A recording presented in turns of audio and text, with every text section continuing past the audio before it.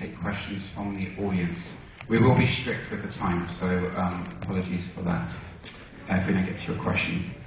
At this point, I would like to introduce and thank the judges for taking the time out to judge this section.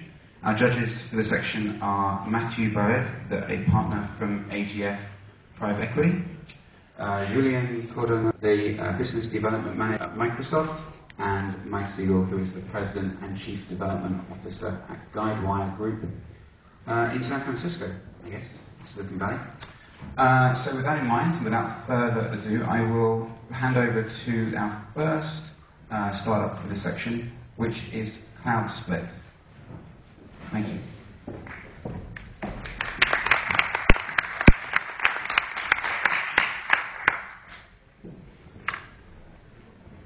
Good morning, everybody. My name is Joe Gould, and I'm the CEO of CloudSplit.com. CloudSplit is cost control via cloud spending. We've all looked at cloud computing, and it's the new big thing, and one of the things that you know about cloud computing is no more CapEx. You don't have to buy servers, you don't have to buy hardware. It's going to be so cheap, you're not even going to look at your bills. You're just going to be tiny cloud bills. But what you don't realize when you move to the cloud is everything costs money. Every single thing you do, there is no premium, there is no free entry, everything costs money. So what happens is you start with really small cloud bills, but then as your business grows, they turn into big cloud bills. One of the businesses we looked at, this business had a cloud bill in August 2008 of $2,400. Now that's a lot of money. That's 12 big servers you could buy over the lifetime of this. So we started to look at the data, look at the usage report, and this is what you get when you ask for the usage data in Amazon. You get a really dense spreadsheet of impenetrable data. What are these units? Nobody knows. They don't tell you, they don't explain it. It's very hard to understand what they mean. There's no unit definition, so we don't know whether we're measuring bytes or bits or kilobytes or whatever. Very hard to understand, very hard to analyze. If, like me, you're married to an Excel ninja, I got my wife Anne to sit down and work a pivot table magic on that spreadsheet. After about 2 hours, we got this kind of graph out. It was kind of okay. It says, well, you know, storage goes up with time, and that's fine. But what about the transactions? The transaction costs are all over the place because the transactions are a function of how you wrote the software or how your customer wrote the software. Very hard to predict. This is what CloudSplit is all about. How do we manage, control, and understand our costs in the cloud? It's a real-time dashboard that gives you insight into what you're spending, where the spend is originating from, and cost controls for that spend. I'll show you a quick look at the dashboard in real life. Up here we've got all the applications, and it gives you a list of nodes. You can select which application you want to look at. It'll give you the overall spend. You can set alerts, and those alerts will essentially send you an email or give you a cutoff threshold that will allow you to understand what you're spending in the cloud by application type, by node, and by the type of transactions you're doing.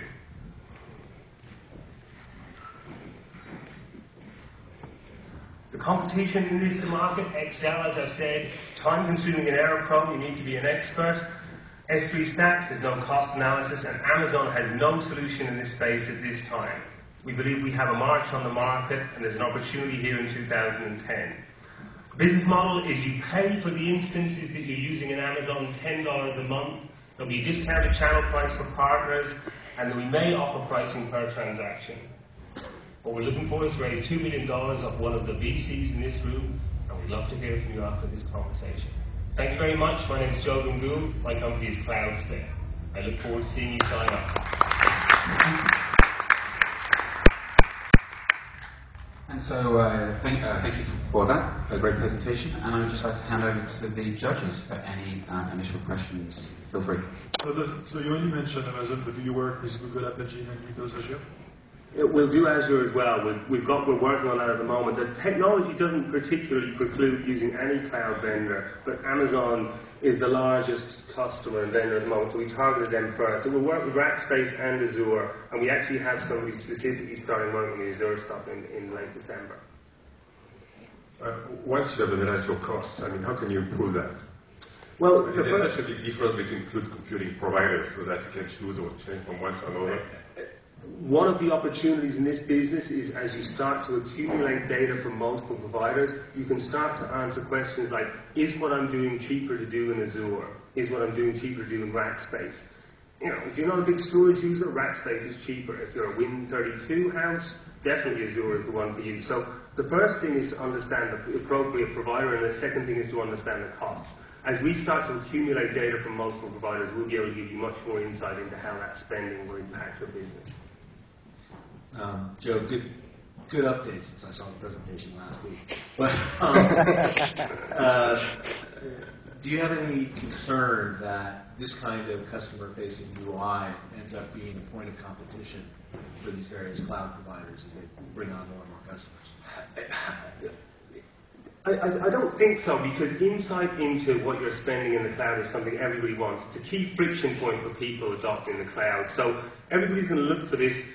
Lots of businesses use Google Analytics, and they don't see it as being a problem that one business uses Google Analytics and another business uses it. It's a tool to give you insight into your business. So it allows you to understand and control and manage what you're spending. And that's a good thing, because the number one concern for people moving to the cloud once they switch over is, how much is this going to cost me? We never want that mobile phone moment where you get a bill that completely blows your budget. Great. So, anyone in the audience with any questions? Yeah, I'm going to run around with a microphone now. We like doing this kind of thing. It's like a talk show, right?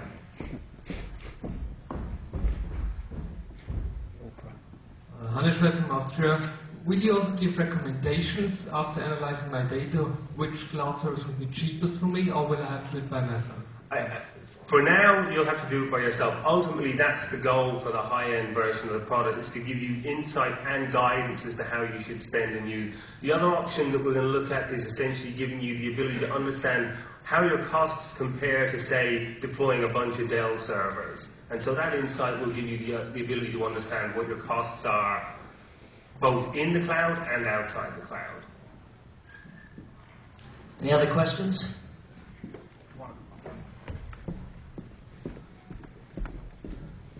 Thanks. Peter from Smith. It's very focused on infrastructure billing. What are your thoughts about going up the value chain and application billing information and compare that? That's kind of a solved problem. There are lots of vendors in the billing space and in the rating space that will give you rating information for applications. There is an opportunity to give more analysis for application costs, because people are starting to look at lots of different ways of charging for applications. The old idea that you gave Oracle $20,000 and you got the use of the database for the rest of your life, that's kind of going away. So as people move to these more per transaction, more kind of on-demand price models, then yeah, there's definitely an opportunity for us to move into those spaces. Any further questions?